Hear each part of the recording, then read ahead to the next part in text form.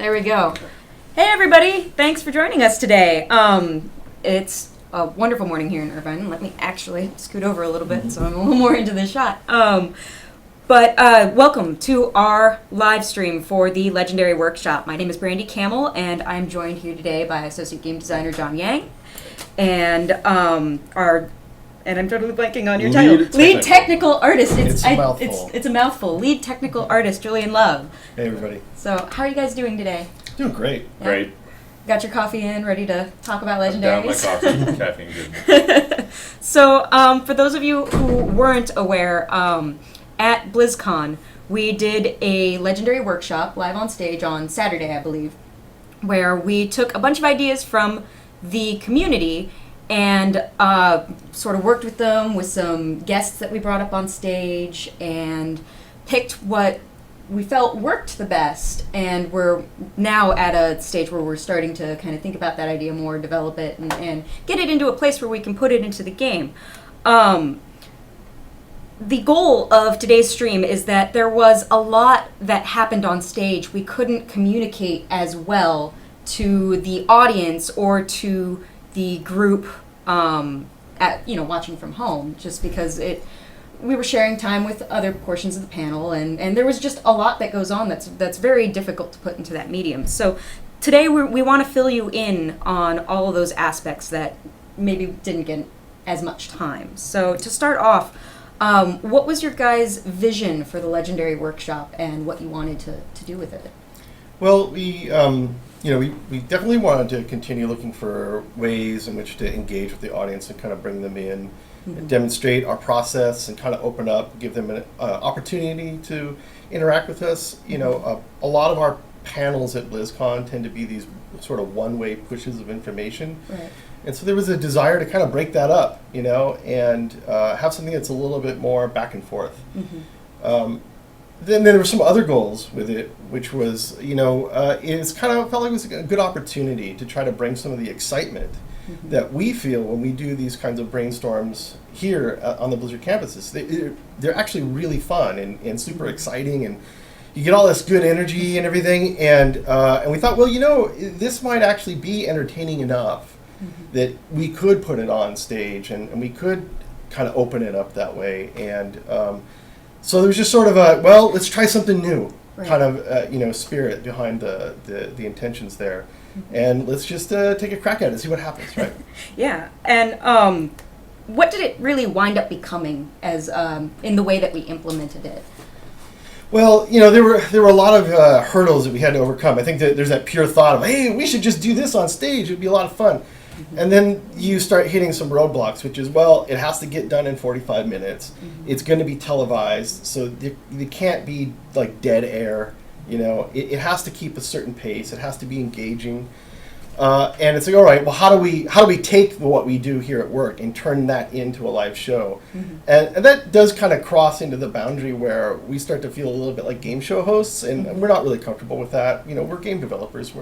This is not what we do. Getting up on stage and keeping the audience engaged isn't our forte. So we kind of had to craft our way through how this was going to work, and that sort of led up with, well, maybe what we should do is have half of the panel be the Legendary Workshop and still have a panel going on, and we'll just try it this way, and we can get some people on stage, kind of show the process, and hopefully we can fill in the cracks, and everybody will get it. Right. Yeah. And obviously some information here and there sort of slipped through the cracks, and that's why we're having this today, is to give more insight. So players were actually kind of curious because we had done a previous Build a Legendary with the Community project, and they were wondering why we didn't just pick 10 of the best community ideas and then have them vote on it. Well, one, we wanted to do something a little bit different than that. We can do those pretty much anytime we want, I think, it doesn't take, it takes a lot of effort behind the scenes, but we wanted something a little bit more special for BlizzCon. But there's also this other notion that, we don't really vote as a part of our design process. No good design process has voting, because voting implies that one thing must win and everything else must lose. And now I don't think we demonstrated this very well in the Legendary Workshop, and I think that's maybe one of the drawbacks to it, and that we can correct today. But when we see 10 great ideas, we kind of want to do them all. Why vote on them? Right. We just want to kind of get all the good ideas and sort of take that stuff and give it to really qualified people and let them translate it. And that's really how our design process works. So we kind of want to get closer, cut a lot closer to the way design actually works here at the offices. And we thought that would be a better demonstration for people. Mm-hmm. And I remember you talking about that actually also kind of filters ideas ahead of time in a lot of ways. Yeah, the thing is, I think it's very fair to do here's a bunch of ideas, vote on them. I think that's totally cool. But it isn't the way we work, and it does sort of create a filtration. Mm-hmm. Whereas I think our process of gathering ideas and welcoming ideas, the intention there is to not filter, actually. Right. When you say, hey, give me all your ideas, the last thing you really want to do is then tell everybody what those ideas have to be, and then they start thinking about, is my idea good enough? Mm-hmm. It's much better to just give them to us and for us to be super welcoming of them. So we also had several questions from the community about why we talked about certain ideas on stage, what makes an idea viable and what makes an idea not viable. Can we go ahead and start with what makes an idea viable? So what we look for in good item ideas, there are two angles to look at it. One has a really strong fantasy. Oftentimes you take an item or a piece of art in the game, you say, wow, that's really cool. And sometimes you can't explain why, but just the feeling that it's cool is a big deal. If we have something that's cool, we'll try to build gameplay off of that. Right. The other side is, if an item or an idea has good gameplay. We built a game, you click, you move, you push your buttons. That's a game, you progress, you get items. If we can change up the way or the order you click, or where you click, or where you look, kind of the order you push your buttons, that's a big deal. So gameplay, I would say, is the main thing we look for in items. Yeah. Right, but you can approach that from either angle as well. You can either go, we have a really strong aesthetic design we want to chase, or we have a really strong gameplay design we want to chase. Yeah, absolutely. One of the ideas that came up at BlizzCon that has a really good gameplay, people often suggest ideas that are simple, 2 words, strafe pierces. When I hear that, I immediately think, oh wow, what does that actually mean when strafe pierces? Well, the normal way you play a game with strafe or whirlwind is you kind of just do this, go around the screen, strafe kind of finds a target on its own, you just shoot whatever. If it pierces, that's no longer the correct way to play. You kind of want to move and drag monsters with you so they're all following you, they're all lining up so your shots can pierce. That changes really how the way the strafe build works, and those are the kinds of things we look for. Mm-hmm. They're not really obvious at first glance, but that's what our job is, to find the nuggets. Okay. Let's go into some of the examples of things that we did hear from you all that fell into these categories of being viable ideas. Let's see. We got this list up from ideas that came up at BlizzCon. So let me talk about some of them. So caltrops being cast at your cursor. That's also simple. So right now the way caltrops work is you're just moving around, you push the button, it drops at your feet. There's no aiming gameplay. I think you would be surprised how much just making a skill be aim cast can change the way you play your game. So normally you're running, but the correct way to play is you run this way, and then you throw your mouse in the other direction, cast something that way, and then continue running in the other direction. Poison damage slows. That also sounds simple, but when things are slower, they group up better. It's easier to clump them up and CC them. That changes the way monsters move, and you interacting with monsters is the primary way that a game works. Let's see what else. In terms of things that, do you want to talk about some of the things that are cool, Julian? Yeah. I think we had, there was a really cool idea. The Witch Doctor. I think this was really popular at the time. The Witch Doctor's head explodes, and then like bugs and stuff will come out. Now that doesn't really imply a lot of gameplay. It can be any shape. It culminate in all sorts of different ways, but it definitely kind of gets to the heart of the kit that the Witch Doctor has, which is he's kind of insane and he's super indirect. He's like the Rube Goldberg of Diablo heroes. So when you get something that's that kind of wild, it's like, well, we want to chase that down. we don't know how it's going to culminate. If it's maybe we can get some good gameplay behind it, maybe we can't, but it stands out, and it's something that we definitely would want to look at. Yeah, and like something else that came up is gargantuans split into small gargantuans. Yeah. We of course have the tall man's fingers, a ring that makes all your zombie dogs one giant dog. Gargantuans split into 3 little gargantuans. Sounds funny, it sounds cool, it's just comical. Right. And if something fits our fancy and we're like, hey, that sounds cool, we should do it, we'll try to find gameplay that makes it work. And a good example is the cat mojo that we showed off at BlizzCon. Honestly, right now we have no idea what it's going to do, but it's cool, it's cute, everybody loves it. We're going to put it into the game somehow. At worst, it's going to be in as transmog item with no power. Who cares? We want it in the game.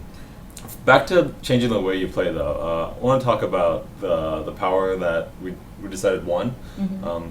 Really, it wasn't a voting process, so many ideas won, but we chose the best one that fit, and one that we could say is the winner. And it's the item that says your damage types rotate through the various elements. So what's cool about that item is, I'll talk. This is the next question, but I'll talk about it a little bit here.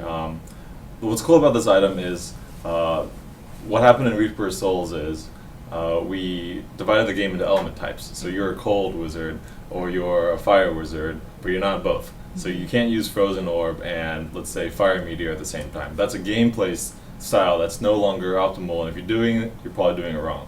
What this item says is because it rotates your elemental types, you get double damage during that element. You can now have builds that you couldn't have before, which is great. That's a huge win for us. It's something we lost during the whole elemental thing, which I think is good for the game, but opening up the door for build is something that's amazing. Yeah. And Cool. Well, we can go. I think we've gone through quite a few of those ideas, so we can move on to now that we know what does work. What were some of the ideas that maybe we kind of steered away from, and how do you guys look at those ideas in terms of why is it that they don't necessarily work as well? Well, I'll start with the gameplay part. Something simple, a simple design value. Wyatt Chang often says as we don't want to give away power without gameplay. You would not believe how often we get suggestions like numbers bigger, 1,500, 1,000 million damage every second. It kills the whole screen. That's fun, right?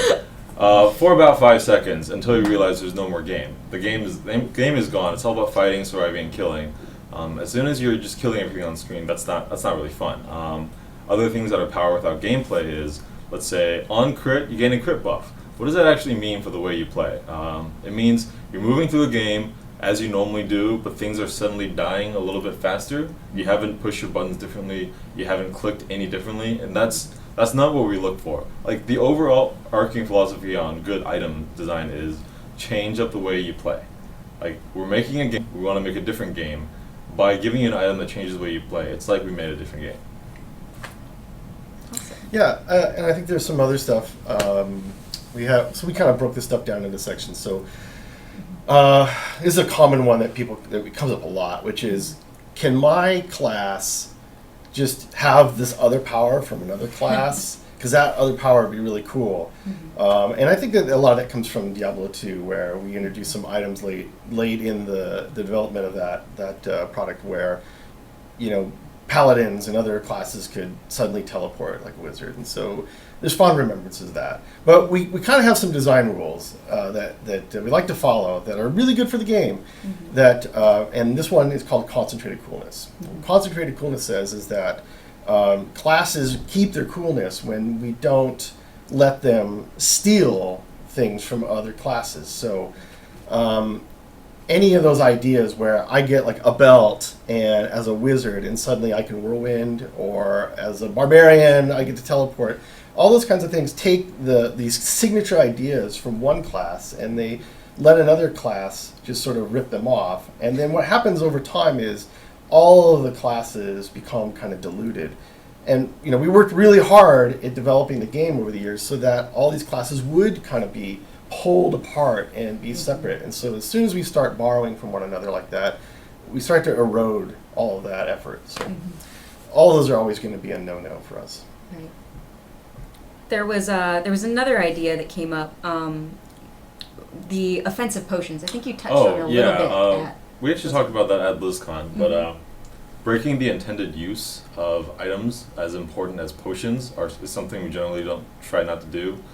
Defensive skills should generally be used defensively. Go figure. When you need it, you push your shield wall anytime you need it. When you need health, you push your health potion. If a health potion instead said, kill everything on the screen, cool. That would change the way you use potions, but then you suddenly lose the ability to heal, which is a vital part of the whole gameplay flow, of the healing, taking damage cycle. And breaking intended use is something we try hard not to do. Yeah, there's another one that came up. A couple ideas here. One was chance on hit. You get a monster skill. Another one is like Falling Sword would resurrect enemies as allies and things like that. So that gets into an area about gameplay confusion, right? All of the monster skills have been visually architected in such a way that they're clear to the player that they're not your skills or another player's skills. It's important that you know what can kill you. So as soon as we start trading those visuals, and we say, all right, now a Crusader can have Diablo's skills or whatever. Like when it does erode, Diablo is awesome, concentrated coolness, but the other one is that it becomes really confusing. Like which one of those giant pits of fire on the ground is friendly and which one of those things is super dangerous, you can't tell anymore. So anytime we want to kind of cross those visual boundaries, it's pretty much a dead deal. Let's see. I'll go through some of the other miscellaneous ideas that came at BlizzCon. These are pretty much everything that came up at BlizzCon. Something we didn't talk about at BlizzCon is me and Julie and I spent an hour and a half before the panel going through pages. It was like 15, 20 pages I remember you guys. of small fun idea. Us two and Roger, one of our gameplay programmers. And we whittled that down to something like 30. And then we ended up putting 10 on the board, and the people on stage, the guest designers, gave us a lot of, probably 20 or 30 other great ideas. And here are some of them. So let's see. Something simple like Energy Twister's damage area is larger. So Energy Twister is a very interesting skill. It's incredibly hard to aim. It's incredibly random, and that's built in. That's something we want to not change. It's part of the difficulty and payout in using the skill. But increasing the damage area. So we've got a couple sets. We got a set for the wizard in 2.2? Yeah, patch 2.2. Slow time set. Slow time area does damage. Things inside of it take more damage from all the wizard skills. So what a bigger Energy Twister does is, Energy Twister is incredibly hard to aim unless you're using Wicked Wind. The Energy Twister is going to move out of slow time, causing it to deal significantly less damage. If the area is bigger, it lives longer inside.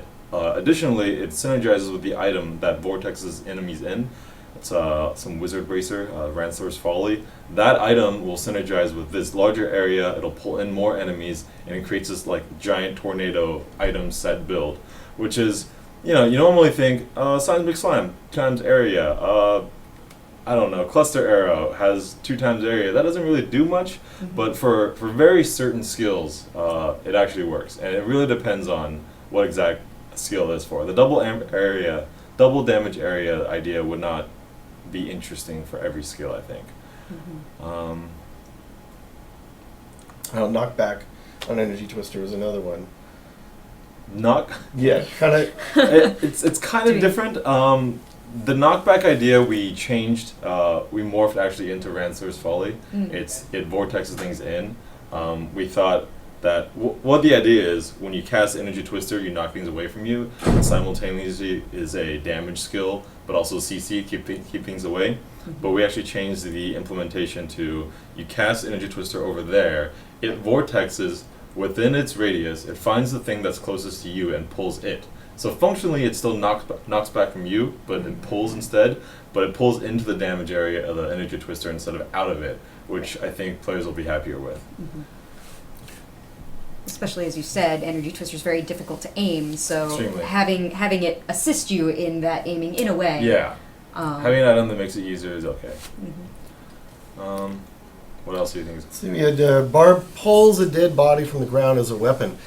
actually sounds super awesome. And I think this is one of those. Well, there's something there. It's just that what does it really mean? I think this is like, it's an idea that's kind of absent of gameplay, but it also implies having a whole giant set of animations and things made to support it. And I think that's really the problem with the idea. Isn't that there's some coolness in there, but it's kind of hard to see what the gameplay would be. But the bigger problem is, from a production standpoint, it's going to take us a very long time to produce. And so it's probably a better item, a better idea for a skill than it is for a legendary, because of the amount of cost that it would take to implement it. Right. It's not as practical as designing 5 legendaries in the stead of the one that it would take. For the cost of that one idea, we probably literally could have done 10 or 12 other legendary ideas, and that's just a better decision for the game and the community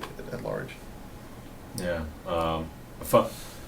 If we're talking about production costs, a funny idea during a previous stream that we still joke about to this day is, I think we were on stream and someone gave the suggestion, which we read out. It was chance on hit to summon a portal to level 2 Durance of Hate. Oh, right. It's like, hey, chance on hit, summon another game. And that's, it sounds cool because you're like, yeah, Durance of Hate, kill Mephisto, that's awesome. But, we're just not going to make an entire level in a new game out of an item. A single legendary. Yeah. Right. It's cool for a reason, because it's this much work. So there's certain level of practicality that we have to look at as well when we're determining. Absolutely. It's about getting the most bang for your buck. And our buck is work. Let's see. All right, so then I think we had one last idea there to cover in this section, which was all 4 players come together and destroy the world. Sounds cool. Not much gameplay there. All the 4-player things, the multiplayer things we've done is things that support multiplayer. Like Unity Ring is supposed to be that. Didn't really fulfill its goal, but it's there. An item that periodically makes damage, lightning damage, zap between people wearing it. That is probably going to the game sometime soon. The power is made. It hasn't been put in the game yet. We'll see. You want to talk about the last one? Yeah, and so I think we had 2 other ideas here. One was mirror image casts all of your skills. So your mirror image just cast everything that you've got. And that seems, actually at face value, I think that seems pretty reasonable, right? And then energy link between mirror images was another one. So a couple of thoughts about this. One was that mirror images are already doing a whole lot as it is. And so do they really need to do more? Was one question. But I think the bigger thing here that really kind of killed this idea was mirror images are actually whole wizards that they have the cost to the game from a performance standpoint of an entire wizard on screen.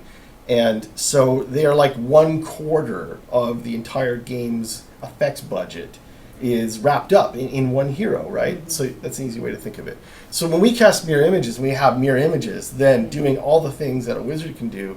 What we're really doing is taking our performance budget and just packing it with basically 4 times more stuff than it was intended. And of course, you get 2 wizards in the game that both cast mirror image, that are casting everything they've got.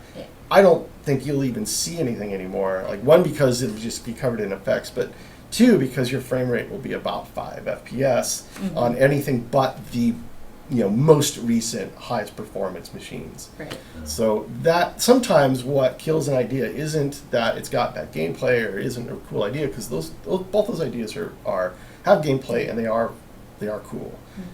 But they're also just completely impractical from a performance standpoint to implement. Yeah, performance is one of those things that most people don't talk about. I mean, it's not my job to worry about performance per se. Julian's like kind of the lead on that, but it really affects. When it affects you, it'll kill your game. When it doesn't affect you, you're just, hey, let's have an idea for a demon hunter, for demon hunters. What do we want? More sentries, more spenders on the screen. It's that comic. It's like more spenders, more sentries. Game actually performs. Throw them out the window. What happens is, if you take a look at the ball lightning build, which we totally gutted by nerfing the Hell Trapper, what happened is, there was a video posted on, I It was on Diablo fans. It was on Reddit. It was a top #1 demon hunter. I think he cleared, I want to say like 50 or 49 at the time. But in the video comments, he said, "Here's my build. It's ball lightning. It's 5 sentries. It's the ball lightnings live forever. Live forever. They're slower, which means they live longer." Right. And he talks about how great this build is and infinite invulnerability. Oh, by the way, in this run, I had about 2 minutes server lag. But don't worry about that. That's okay, right? That's just how the game plays. 2 minutes of server lag. No, that's not okay. And then engineers crawled up my butt about it, and they wanted me to nerf it because of reasons, which is totally relevant. There were server crashes. They were just having an awful experience. When someone says, "Hey, I joined a public game," and the game was lagging, I couldn't tell why. My computer slowed down. It's all those ball lightnings on your screen. All those things are of critical importance when they are important. When you don't notice them, you don't notice them. But when they're important, your game is just dead. So I just want to put that out there. It's definitely something that we have to be aware of that maybe isn't the first thing you might think of from the player perspective. Honestly, it's the last thing players care about. They either don't care about performance or they say, "Oh, it's dying, and fix it." Yeah. So let's focus now on the power that you guys wound up choosing. I'm making up words today. Choosing at the convention. Out of everything that was submitted, you wound up picking. It was originally submitted as a wizard source that rotates through every elemental type and gives you a big, massive buff when that type is active. So you also mentioned during that you'd like to look at making that a ring instead of a source, so that other classes could use it as well. What made this idea stand above the rest overall? I'll start. So the idea was pitched to us as a wizard source during the community corner. You can imagine 4 little balls of energy, 1 for each of that wizard's element that rotates. It's very cool. When it's in front, when it lights up, you get this buff. It makes your cold or arcane more powerful. Fantasy, awesome. Rotating source. What that actually meant for the game, big things for opening up elemental diversity. And one of the big reasons we chose it covers all classes. Wizard Source, obviously now usable by all classes. Ring, usable by all classes. Additionally, the good thing about Ring is right now our most powerful item slot. If you take a look at, if you think about what Unity and Ring of Royal Grandeur means for the game, for your power, it's a big deal. Which means if we make a ring out of this power idea, we can put some preposterous number on it, like 100, 200, 8,000% damage. Not that high, but by my estimates, I think you could afford to give out, I want to say, in the order of 150% damage for that element when you get it. Probably as high as like 200%. To be honest, we'll see. But the ring being usable by all classes is a big deal, and one of our 2-2 pushes for patch 2.2, to be clear, that we haven't really talked about is that we're really pushing to revamp our old rings. When you look at the item we replaced the energy twister bracers with, it's some ring that makes your ice armor god mode. That idea is because we want to make sure rings are viable. People have often said correctly that Unity, Ring of Royal Grandeur is not are the only choices for the ring slots. You guys are terrible. We are terrible. We're gonna fix that by making all the other rings that are crappy have good strong powers. Skullgrasp is a good example of that. Skullgrasp. The number on it Skullgrasp is not for 2.1.2 because it's part of it's the Vile War to the Whirlwind set that's in patch 2.2. But the number on it is something like, I think I put it in at 440-ish weapon damage. But Whirlwind only does 325 base and 400 ruined, which means this basically says more than double your Whirlwind damage. And if you think about what that means is, you've got a ring that says double your damage. It's a big deal. We don't have rings that double your damage. Stone of Jordan is probably on the order of 20-30% on top of the normal stats that you can get on a legendary ring. So we're willing to go big on rings because that's what we have to do to make you take a ring that's not Unity or Ring of Royal Grandeur. Yeah. So it'll help encourage more competition in that slot. Yes, competition. And I just want to double down and reiterate on the build diversity thing. I want to make sure people realize that the idea means I, as a barbarian, could take any generator, spender, cooldown skill, medium cooldown skill, or long cooldown skill I want, as long as they're different elements, and create my own build out of it. That is like, if you take all of our skills, generator, spender, cooldown, defensive, summons, whatever, and to look at these in columns, and you slice them up into elements. This skill only has this one rune of this one element, and you slice them up.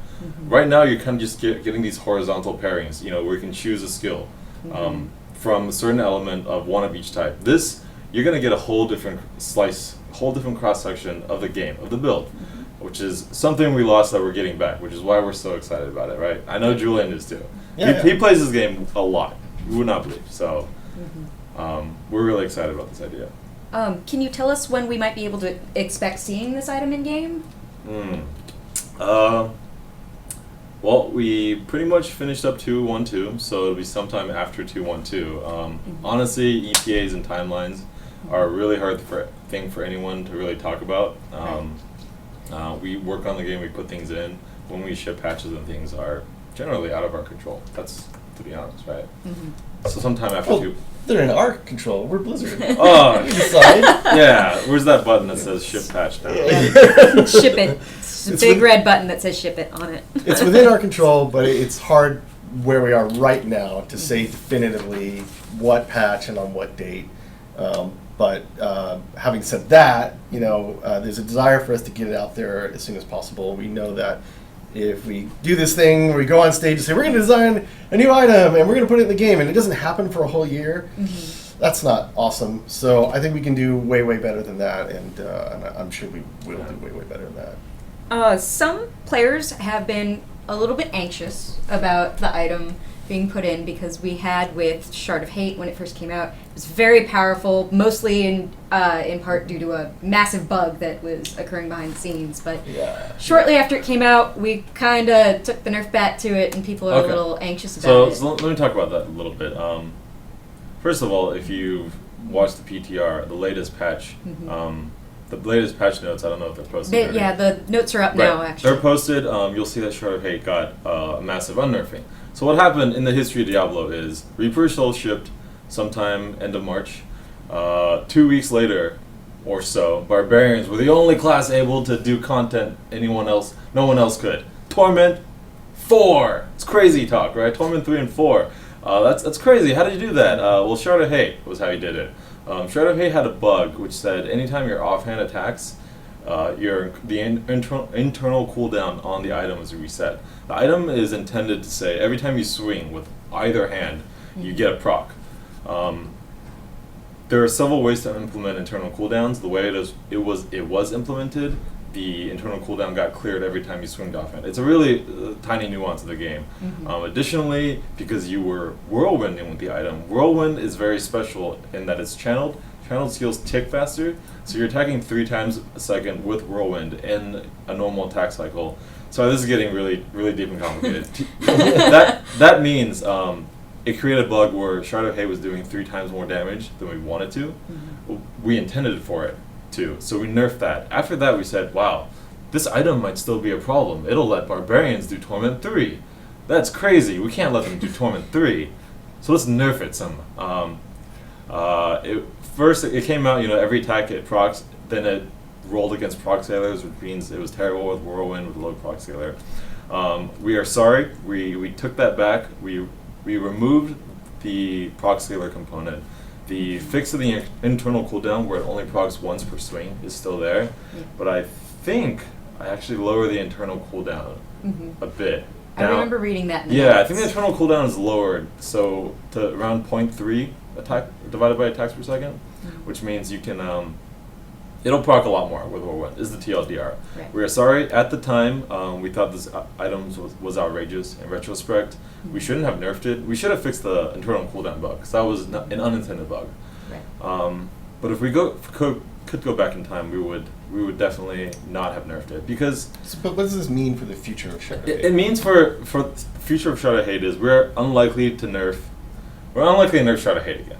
We don't think that item is gonna be crazy. But for this ring, I mean, honestly, no one can make promises of what we have to do if the item goes out 10 times stronger than we intended it to be. but we're going to try to be careful and not have to nerf it. The good thing about this item is that the gameplay is good, and that is going to pull a lot of its weight. The gameplay is going to be good. Hopefully that means the power where you can tune easily and it won't have to be nerfed. We're going to try. Awesome. So, and yeah, the PTR patch went out last night, I believe, so it's available to play. So if you want to go try out the new or the restored Shard of Hate, feel free to log on and give that a try. We had a lot of really cool ideas for the Legendary Workshop, and even after the event, people were making suggestions saying, here's a bunch of other Legendary ideas, or and just brainstorming in general for new ones. So do you think that this is an initiative that we'll do again in the future? And if so, what will we change about it? Well, it's hard to say where we're sitting right now, like what we're going to do. The next BlizzCon's really far away. And you have to evaluate at that time what we're going to do. But I will probably talk about this in terms of like what are the takeaways that we got from it. Like, there was some stuff that worked out really, really well, and then some stuff that could have been better. And that's just sort of the par for the course when you're trying new stuff on. So I think the things that worked out really, really well is, one, we did do something different. It wasn't just us up there, blasting away like we usually do. And then getting some people on stage and interacting with them. It also kind of reaffirmed for us the notion that we had when we went into it, which was, these brainstorms, the way that we do this, anybody can participate, and they're effective and they're fun and they're exciting.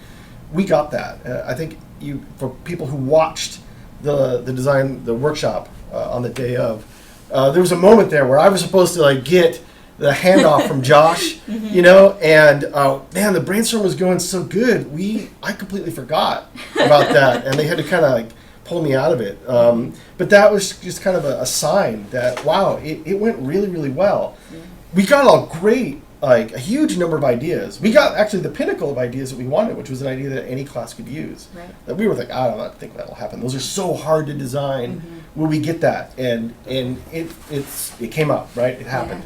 So, when you walk away from an event like that and you have a dozen really good ideas, you've got one really strong one, you've got the people on stage having a great time, and then you see also the outpouring of ideas that we got from our audience, both leading up to it and afterwards. That's a lot of goodness. So I think the spirit of it was really captured in that sense, and that's something that we would want to repeat in everything that we do. Now, what I think could be better about it, I don't think the reflection part really, we didn't really plan it well enough that we had the time that we needed to truly reflect well, which is kind of why we're doing this here. Exactly. Yeah. So I would want to get that, do a better job with that. And I think the other thing is that, we were a little worried about how a brainstorm would go. Is that content the actual brainstorm? I know people wanted to hear it, but we weren't sure if that just wasn't going to be super boring. And as it turned out, it wasn't. It was pretty exciting.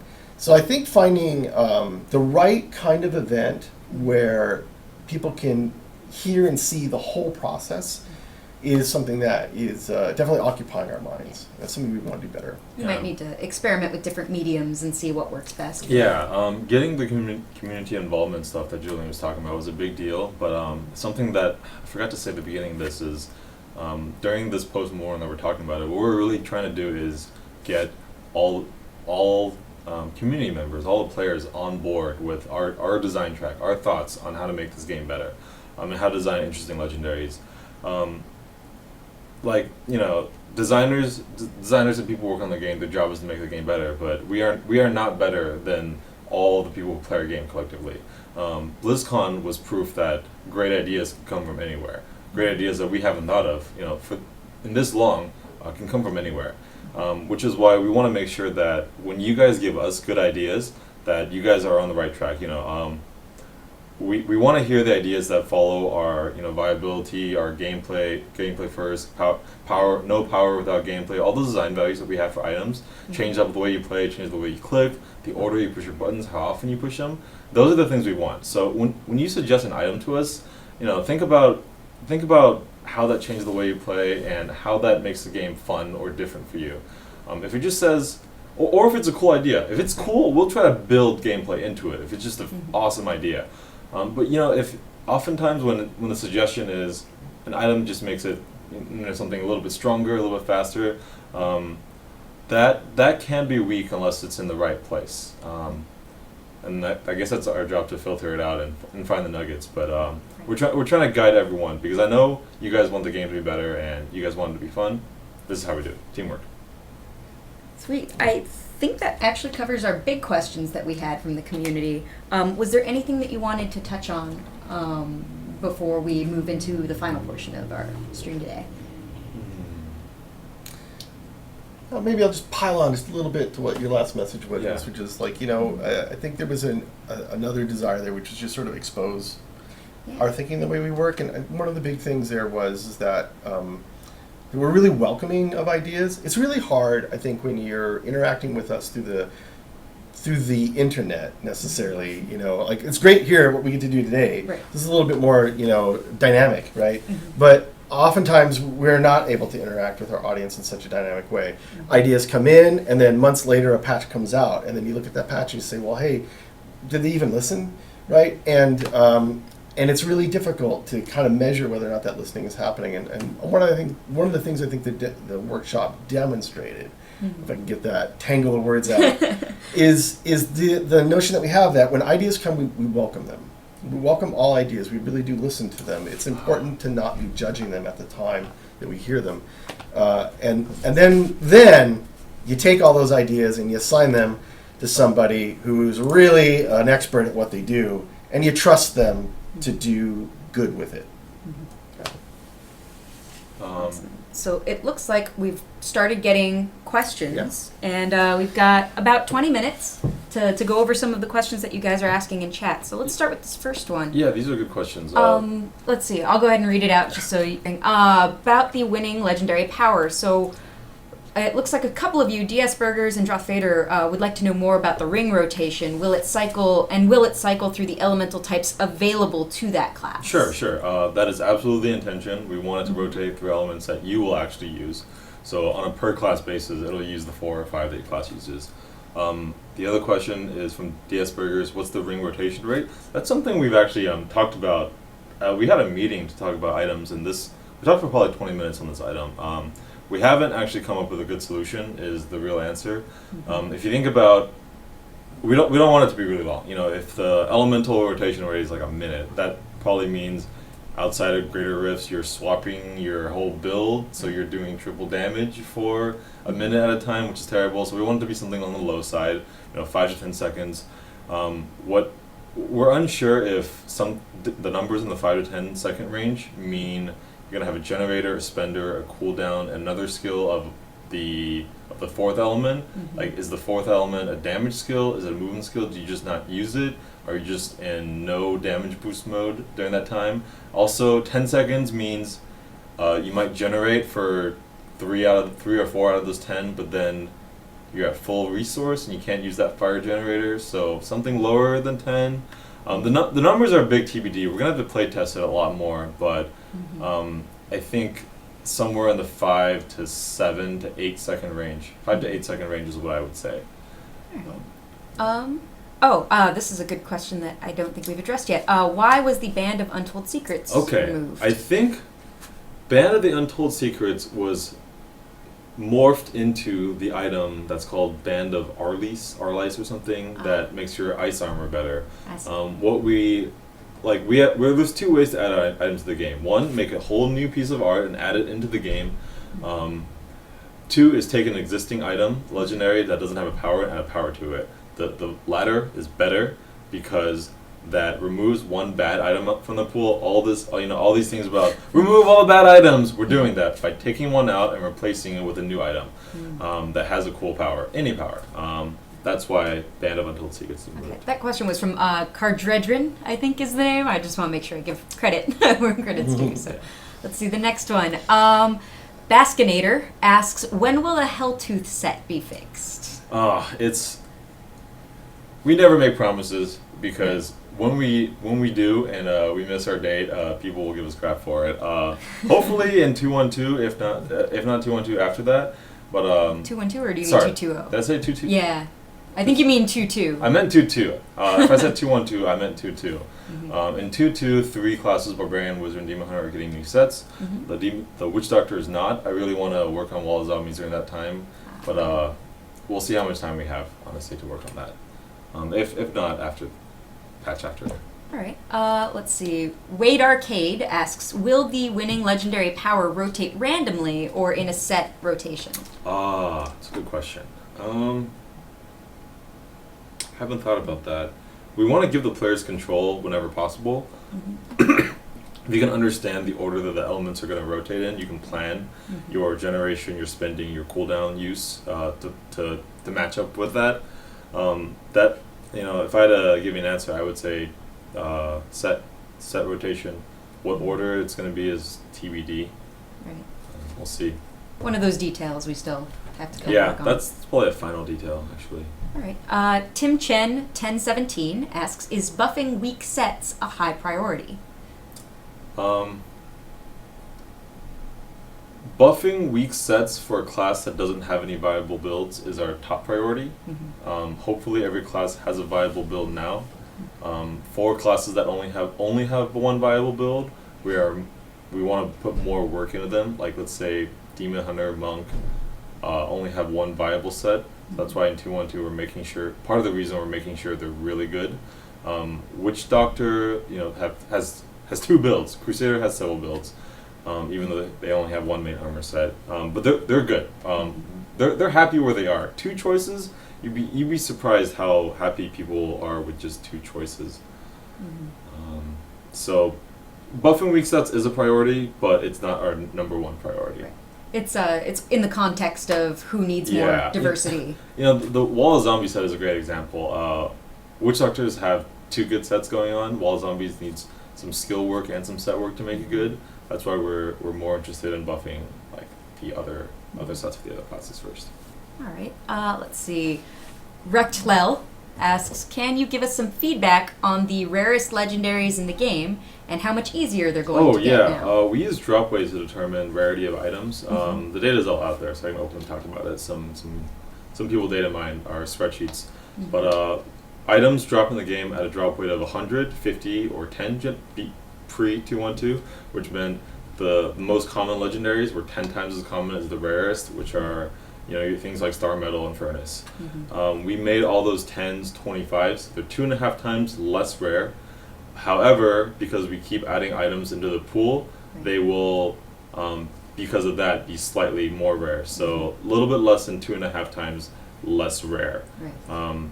And that's because, our philosophy has changed a little bit about making sure you have that item that you want to chase into more of like, we want you to eventually have the build defining items, but we're going to hope that you're going to look for ancient versions or better roll versions or whatever. I think we answered the question that we were just sent. Correct. So, which was, will winning legendary power only cycle through the elemental types available to class? We did say that was the intent, right? Yeah. Just to cover that again, make sure that was clear. Let's see, I think we're still waiting on a couple of questions here. I think, what did someone say earlier? There are some things in Twitch chat that keep coming up. Let's see.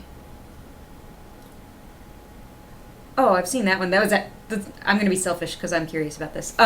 With Crusader only using a shield, do you think we'll ever see like the Herald of the Zakarum shield that was a very popular item, I believe, in Diablo 2? I don't remember that item. I barely played Paladin. What did the item do? Just look cool? I'm actually not sure offhand, but I know that it was something that was very commonly used. I didn't play Paladin either, so. No, I played Sork and Yeah, I didn't play too much Pally either. So I don't know. So it really depends on what it did. But that's always an idea we can push over and say, hey, this is what this did, and see whether or not it fits into Diablo 3 in a comfortable way. For all the questions on when is Season 2 and Patch 212, we've said before that we'll give you at least 30 days notice. Right. So something you can think about is Season 2 and Patch 212, which means also Patch 212, will not ship until a month. from today at the very At earliest. yeah, at the Because very we earliest. will give you notice because finishing your season, ending your season correctly is something we want Right. you to do. Yeah. I think that might be incorrect. I think there was actually a post on Twitter that I think I retweeted that was built off of something I originally posted.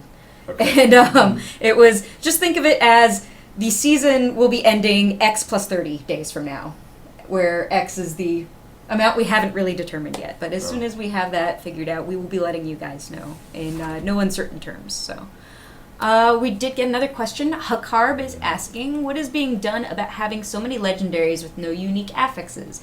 And is there any work being done on making builds less reliant on specific legendaries? That goes back to the thing I just said, which is we are trying to revamp old legendaries and replace them with new powers. That's two wins. It's a new power and a removal of an old item that had no power. That you're gonna get it and you're not gonna be excited about it. Work done on making builds less reliant on specific legendary items. That is actually the game we have. We have a game where your builds are relying on legendary items. That is probably not going to change because the alternative is you log into the game and you have access to every way to play immediately, which means most of the game is gone for you. Finding items is really fun, and unlocking builds is good. We're on board with that. We're sticking to it. Cool. Master Fu asks, are there any plans to bring Wrath of the Berserker back with a new set with Second Life passive to match base Perma Champion Crusader? Honestly, we can make an icon set out of every class's 2-minute cooldown. We try not to be samey whenever possible. I can make a Vengeance, a Wrath of Berserker set in probably 10 minutes if I have the art for it that just says half cooldown, half resource cost, get some CDR, be in it all the time, you're good to go. We try not to be samey whenever possible. I think we've still got enough good ideas that we don't have to resort to that. I think it would be fun for people regardless, but what people... I think what's really being asked there is a Second Life passive for barbarians. Oh, I guess it's two questions. It's kind of two questions in a way. Second Life is tough. We like I said, we try not to be samey whenever possible. When you think about the fantasy of what it means for barbarian to cheat death, he's really like the least cheat deathy guy. He's got no magic. He's kind of just like a mountain earth guy. When he dies, he just kind of dies. We reduced monster damage a lot in this patch. We're gonna see how that plays out. We're gonna try not to give him a cheat death if we can avoid it. But if he needs it to compete in hardcore or higher greater risk, we'll totally do it. I don't think barbarians are having trouble competing in the top of leaderboards or anything right now. Gotcha. Let's see.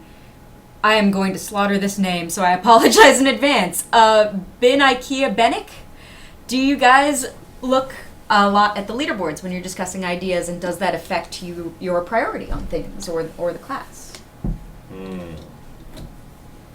I think leaderboards are a less reflection of overall class happiness than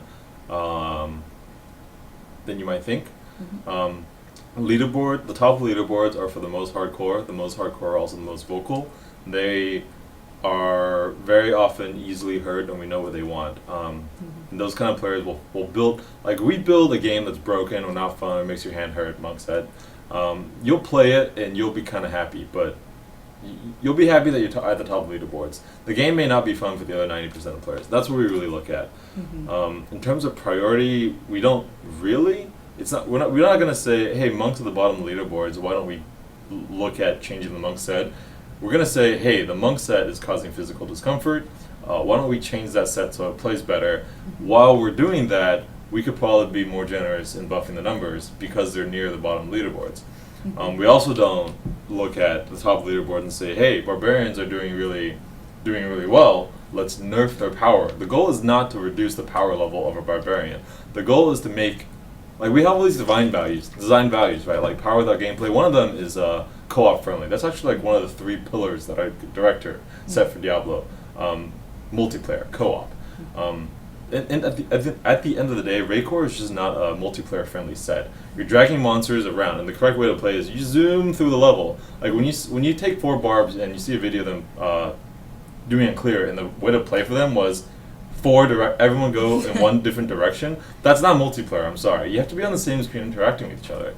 You're playing a single player game, just happen to be in a party. That's something we do not want. Things that aren't multiplayer friendly. Anytime I play Barbarian, I play all the classes, but if I have a Barbarian, I'm playing with a Brandy on a Crusader. Right. So hey, let's do a Greater Rift together. I'm over there. You clean up after me. That's not fun. We want you to play together. So we do look at the leaderboards. It's a secondary or tertiary concern. Yeah. Right? It's not a primary concern. We don't say, oh, this class is doing great. We're not going to work on them this Yeah. patch. That's not how that works. So it's not necessarily a priority, but it's a piece of a puzzle that maybe isn't as big as Right, others. yeah. Lori999 asks, are there any plans to buff pets so that the pet witch doctor build is more powerful in Greater Rifts? Slowly, I don't think pets are bad right now. We reduced monster damage some more against pets, fix some more bugs. In 2.12, that might be not in the patch notes, but I think pets are good. They're just not super high, but we're going to slowly buff them to where they need to be. Yeah. I believe that's in the patch notes, by the way. It's just Cool. It's not under the class specifically since it applies to every pet, so it might be easy to miss. Via Tom says, are you guys gonna release a Ramaladni's for jewelry? I see this as a very common request. Ramalandis. Yeah. Ramaladin. Ramaladn. Ramaladin dong is what we call it. Maybe they don't need one. The weapon slot was because it felt really, really, really bad to not have a socket in your weapon. And because the weapon is so important, we wanted to make sure that we gave you an alternative way to get a socket on your weapon. On jewelry, I think it's less required. I guess these days it is still required. We have no plans. We could. It's power creep. I don't think the game needs that specific item right now. So I mean, we've got ancients going in. I think we have plenty of power creep for the foreseeable future. All right. Tim Chen 1017 asks, can you talk about design philosophy behind ancient items? More diversity or more grinding for endgame? It is definitely for more grinding for endgame. I think most people have latched on to this by now, but the ancient items are not designed for the 90% of players. They're designed for the 10% of players, the streamers, the Paragon 800s, who really don't have anything to play the game for and search for anymore. Right. It's more legs to the end game. I'd say for the casual mid-core player, there is a lot to do. There are 6 classes. If you're not good or 35 on all classes, you've got work to do. You don't need ancient items to change up the way you play. You just need better items so that you can be more powerful and do more things in the game. Yeah, they're definitely for the end game. Cool. John, Julian, and Brandy, will the new sets introduced at BlizzCon be implemented into the PTR so that we can test them in a test environment? The new sets will be in the 2.2 PTR, Okay. but not 2.12 because Right. they're not going to 2.12. So, Let me see. so we should have a PTR Yeah, for absolutely. 2.2 and Absolutely Yes. will has have a one. chance Yes. to try those out. Let's see. I'm catching up here. Twitch U2 10. Okay. How would you feel about adding a legendary effect that promoted rotating multiple spenders? Most endgame builds run a single spender, and it can feel quite monotone. Totally. I actually, in my master plan for the ring that rotates through elements, I actually had envisioned 1 generator, or 2 generators, like three of generators and spenders. So I could totally see you using two spenders, two different generators if your resource generation isn't up to par. But yeah, different damage areas is really the main thing. I'm thinking a frozen orb and a whatever other skill that has a different damage area to make you aim in a different way. That might be viable. We'll have to see. All right. The Real Pinkinator asks, any work on adding affixes to daggers? There is no dagger with an affix. I haven't really thought much about daggers. We add legendary powers to whatever items fit the theme and work on and can be equipped with the classes we want. It just hasn't come up actually. I imagine. Maybe that one that does nothing but squeal like a pig actually needs to be something cool. That one just Sticker. that was just annoying. Also, daggers have a damage range problem where one of their affix doesn't get as high of a damage range. That's lower on the priority list for me to fix because daggers have no interesting powers. That might be like a chicken and egg thing. Yeah. But, yeah. So it's sort of circular. And I think it's also when we're looking at adding powers, we're looking at adding powers for things multiple classes can use, and daggers Yeah. are a little bit more narrow in scope. Yeah. So, let's see. Smokron asks, so now that rarer items drop easier, will two-handed flails drop more often for Crusaders? Yes. All items will be. What? Will two-handed flails drop more often? That specific thing has not changed. It's just the rarest items in the game, like Furnace and Star Metal, will drop higher. I believe I also changed Falcon's Foot from a 10 to 25. Okay. Anything that was a 10 is now 25. The rarest item in the game is only 4 times as rare as the most common items now. All right. Let's see. DS Burgers is up. In D2, you could get a weapon with your name on it through a quest. Is that something we could see in D3? That sounds cool. We have to find like a hook for it. You know, what would it mean, and what are there, like, is there a quest, is there a system that means you get this item? One cool thing we've often talked about is, you know, for seasonal, what if at the end of a season you could take one item, put your character's name on it, and it's like the heirloom item that you take into the next season. It gives you like a head start. It makes you want to play season after season. That's something we talked about, but you know, no solid plans on that. All right. So it's one of many ideas we have floating around. Hakarb asks, with the idea of builds being based on finding specific legendary items and new unique affixes being added each patch, is there any plan on allowing players a way to target a specific legendary outside of Kadala? The standing answer is still no. We are happy with how much control Kadala gives players for finding specific items at this point. I think the reduction in the rarest items is going to help a lot. So the rarest item that you want is probably the one that has a drop rate of 10. It's most likely that one that you haven't found. It should be 2.5 times as common now. Okay. So hopefully that'll help. Pratipus asks, when the season ends, what will happen to your duplicate legendary gems? I think everything gets mailed to you. I believe everything gets mailed to you. You can actually acquire duplicate legendary Yeah. gems already, Yeah, even without... I've got 2 copies of every gem. Most gems at like 40. I do as well, because I just automatically pick everything up. Yeah, and then So- if you're stuck on another guy, you just pick them up. And it happens. What are you gonna do? Yeah, so the short answer should be you should get them as well on the regular game. No problem. Let's see. Quick answer: the passive buffs on the wizard skill bar. That's something we want to do for everybody. We want to remove like passive gameplay. The wizard's current gameplay is 3 buttons, 2 buttons. Three buttons. Familiar, armor, magic weapon that don't do anything. So it's like they're playing with 3 buttons. It's terrible. They have a generator, a spender, and a teleport. That is bad. We want to fix correctly in the same way that Companion for the Demon Hunter was fixed in Reaper of Souls. That was not a small, simple fix. And at this point, you know, people working on Wizards have other things to do. We're all working on it. It's just a priority list. All right, looks like we're actually past our time, so we'll answer this last question and then head out, I think. Awesome Possum 11 asks, will there come gems for weapon? There's currently 1 gem. I think he means maybe legendary gems. Yeah. Or maybe he means other gems being on par with emeralds. The green one. Yeah, I think that's. I am totally happy to tune gems up to the power level of green gems. The problem with like buffing, like the diamond and diamond in a weapon is elite damage. We could make that number 10 times bigger and tune it so it's equal to green gem, but the problem still remains that at the end of the day, there's no real game there. It's you find a weapon, you put a gem into it, and you're just done. It just says you deal more damage. I think we'd be much more interested in designing weapon-specific legendary gems that go into your weapon and maybe do something different. I don't know. Because we do have 1 legendary gem now, or at least it's coming in 212. The Twink Gem. Awesome Twink Gem. Yeah.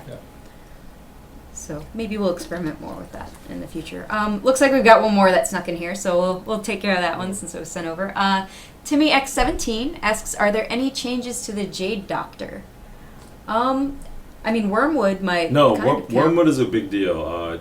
changed the rune on Haunt that was crappy, didn't actually do anything, into Poison, which opens up the poison diversity. Julian and the Tech Art team added green poison effects. It opened up the Poison J Doctor build. Hope that works out well. All right. Cool. I think that actually wraps us up here. So I want to thank, first off, you guys for taking the time out of your busy days to come and join you're us. welcome. Thank you It's for great. organizing. Yeah. Very cool. And then thank you, everybody who tuned in and hung out with us today and sent in your awesome questions. And thanks for participating in the Legendary Workshop, too. It was a great, fun event for us as much as it was for you. Yes. And we definitely want to continue doing more things that engage you guys in the community and show you behind the scenes what it's like to be in the developer chair for a little bit. So thanks very much for your time.